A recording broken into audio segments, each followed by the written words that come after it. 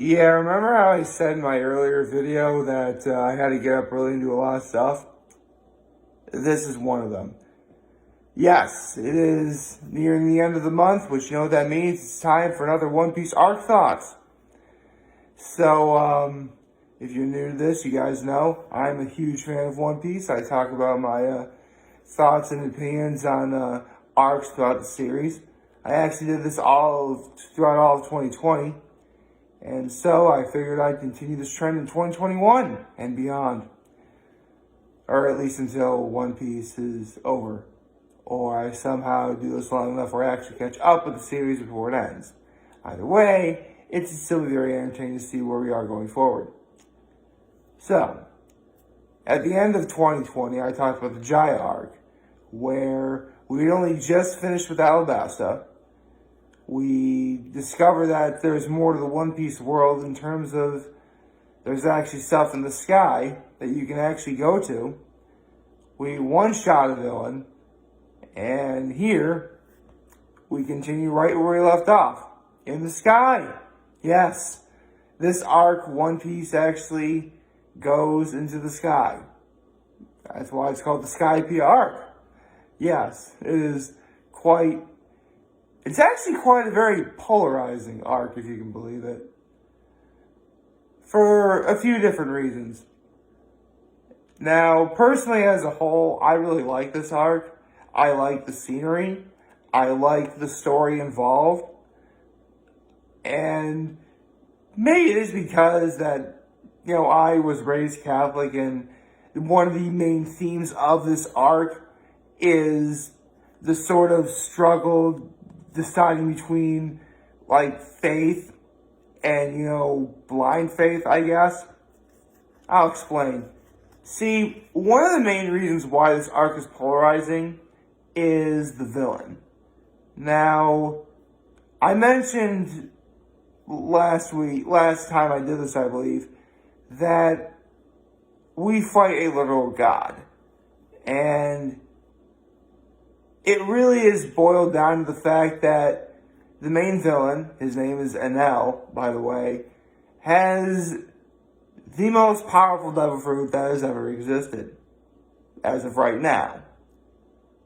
The problem with it is, the fact that this devil fruit is a Logia type, like crocodiles was in Alabasta, makes people, make that comparison right away. Although, and I'll explain what the devil fruit power is.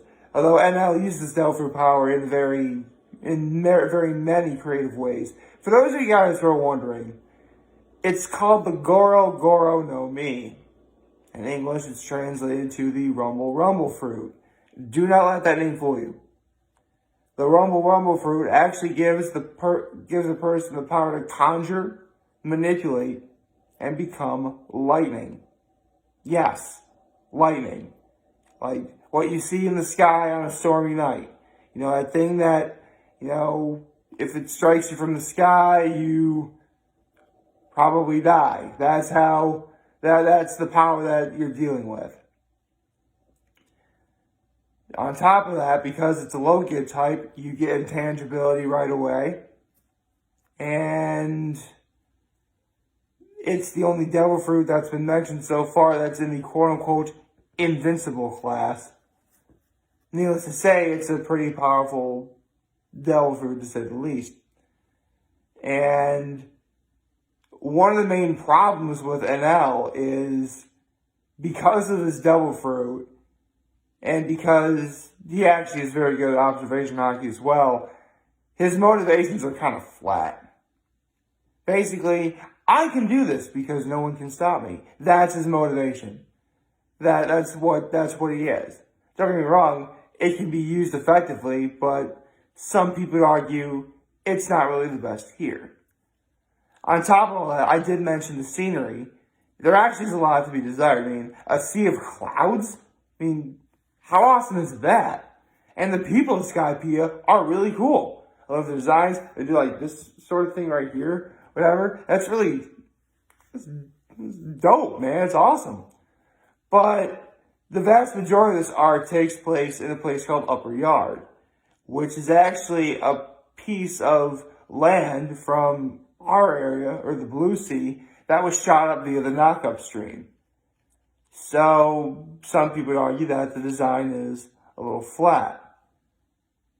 And there is always going to be the controversy of talking about, faith and, religious integrity and all that stuff. That's always going to be an issue. But me personally, I really like it. Not to mention, there are so many great moments. I mean, Chopper versus the Great Gadatsu, which was one of them. NL's, high priest. That was really cool. Zoro gets a few fights between his Chandorian and one of NL's priests as well. That's really cool. Zoro is actually really awesome in this arc because he's the only one who takes 2 of NL's lightning strikes before he's brought down. Meanwhile, Luffy can't be affected by it because he's made of rubber. And that's why it leads to one of the best fights in the series. At least for me, anyway. It also created this face. That's the NL face. It's actually a really funny face. And when Oda asked why he drew that, it's basically when a Dofru power meets its counter, that's the face you make. Which makes sense. NL can conjure, manipulate, and become lightning. Luffy is made of rubber. They are natural enemies in that regard. So it only makes sense that, Luffy is fighting NL in the climax of this arc. And there are so many great lines. There's a great flashback involving how Skypiea got to be where it is. I really don't know what else to say before, without giving away too much. I mean, I explained why this arc is rather, polarizing, but not in a bad way for me. I can see why people could skip this, but the main draw of this arc, and that's why I feel it's underrated, is without it, you actually wouldn't have a lot of really important stuff in the series going forward. I mean, you wouldn't have Dials, you wouldn't have Bellamy's redemption, you wouldn't have the fact that literally one of the 4 Emperors of the Sea had an intro involving jumping off of a sky island. So, needless to say, world building is a great strength this arc has. And who can fault it for that?